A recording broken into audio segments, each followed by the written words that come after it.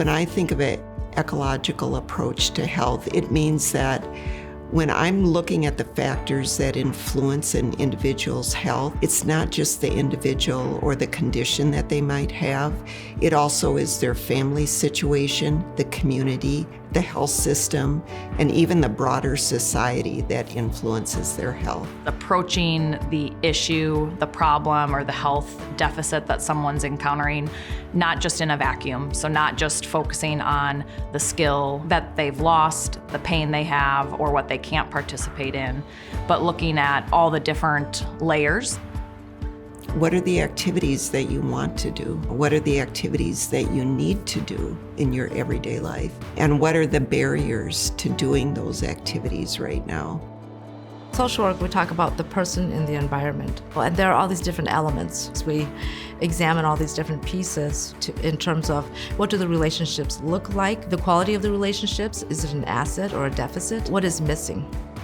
At the foundation of social work is about helping these different disciplines work with communities who might face barriers to accessing that resource.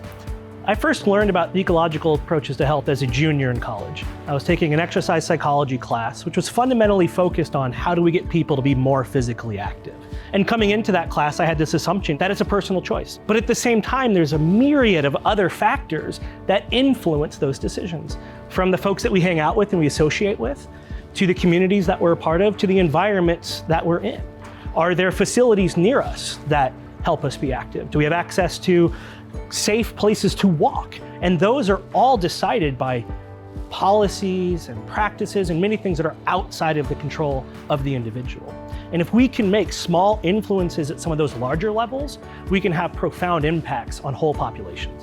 We need to get the person's story if we're really going to understand the everyday activities that are meaningful to them and what are the supports and barriers to those everyday activities in their life. Working at St. Catherine University has brought a greater light for me, or a definition to what occupational therapists do for health. And I think that really is to see the big picture, the person, their environment, and the broader perspective.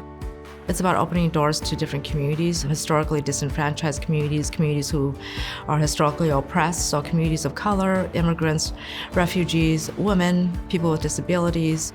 We really need to put a lot of work as a society in terms of having all these different structures available, but then what about the flow of information and access to that information? The students really get an opportunity to humble themselves, to put judgment aside, and have an opportunity to realize that not everyone lives the same way they do. They need to approach each person with a holistic mindset, that we care for our dear neighbor, right? That's just a given and one of the values of the Sisters of St. Joseph.